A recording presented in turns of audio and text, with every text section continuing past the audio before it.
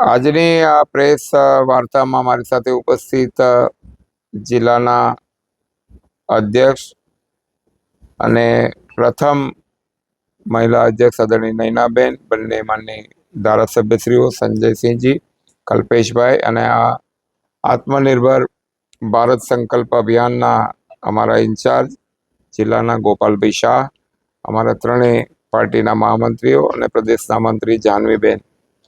વિષય આજે અમે એક જિલ્લાની કાર્યશાળા કરી છે, જેમાં જિલ્લા પંચાયત, તાલુકા પંચાયતના ચૂંટાયેલા સદસ્યશ્રીઓ, પાર્ટીના પદાધિકારીઓ અને દેશના પ્રધાનમંત્રી આદરણીય મોદીજીના નેતૃત્વમાં દેશભરમાં આત્મનિર્ભર ભારત સંકલ્પ એક અભિયાન, સ્વદેશી માટેનું એક જાગરણ 25 સપ્ટેમ્બરથી 25 ડિસેમ્બર અટલજીની જન્મ જયંતિ સુધી 3 મહિના એક જનજાગૃતિ માટેનું એક અભિયાન ભારતીય જનતા પાર્ટીએ શરૂ કર્યું છે.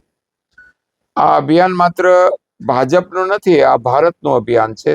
સ્વના સ્વદેશી ભારત માટેનું સ્વાભિમાન, ભારત માટેનું ગૌરવ અને ભારતીય ચીજો, ભારતીય ઉત્પાદકો એમનો આવતા દિવસોમાં દુનિયામાં વિશ્વ વ્યાપારમાં મોટો ફાળો રહે, એટલા માટે પણ આ અભિયાનને વધારે વેગ આપવાની આવશ્યકતા હતી.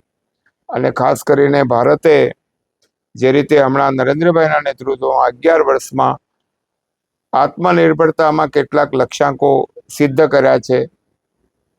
ખાસ કરીને કોરોનામાં ત્યારે લોકો એવું કહેતા હતા કે we don't have PPT kit, we don't have ventilator, અને એ વખતે દુનિયા એવું વિચારતી 145 કરોડનો દેશ, અહીંયા પોલિયોની વેક્સિન આવતા 22 વર્ષ થયા, શીતળાની વેક્સિન આવતા 18 વર્ષ થયા અને મેલેરિયાની આવતા 27 વર્ષ થયા. એ ભારત પોતાની વેક્સિન બનાવી શકે, કોવેક્સિન અને કોવિશિલ્ડ, અને દુનિયાના 130 દેશોને આપી શકે.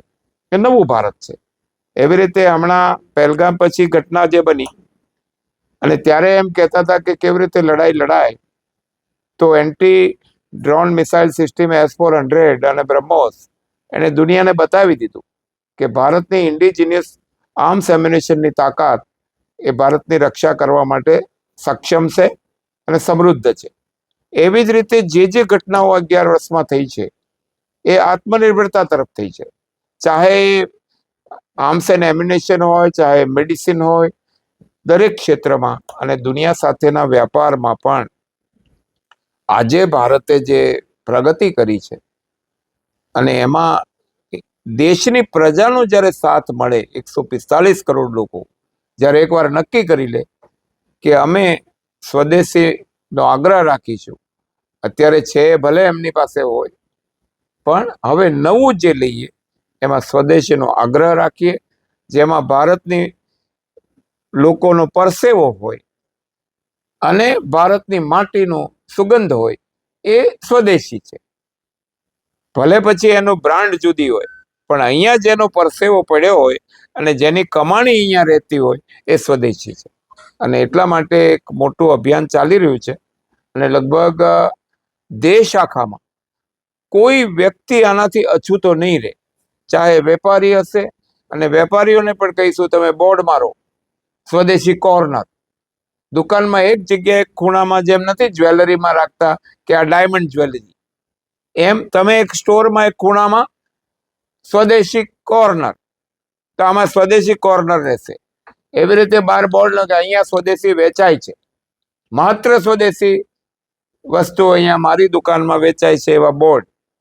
અને એવી રીતે સ્વદેશી અને આત્મનિર્ભરતા આજે દુનિયામાં ગમે તેટલા ટેરિફના જે કંઈ વાતાવરણ બન્યા છે, ગમે તેટલા ટેરિફના ચેલેન્જ સામે પણ મોદી સાહેબે ભારતની પ્રજાને જાગૃત કરીને એમાંથી ભારત ક્યારેય નમશે નહીં. હવે પહેલાનું ભારત નથી.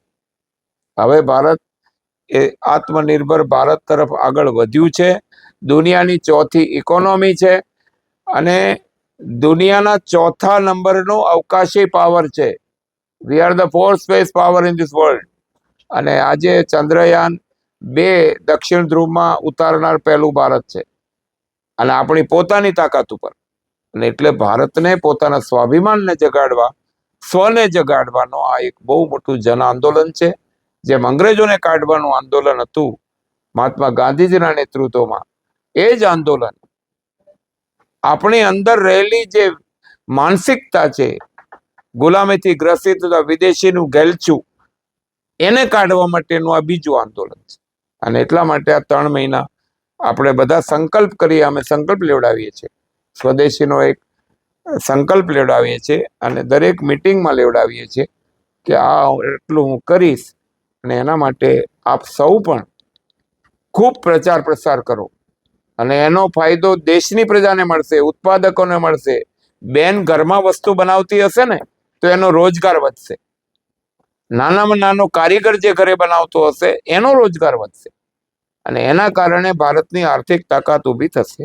એ આનો હેતુ છે.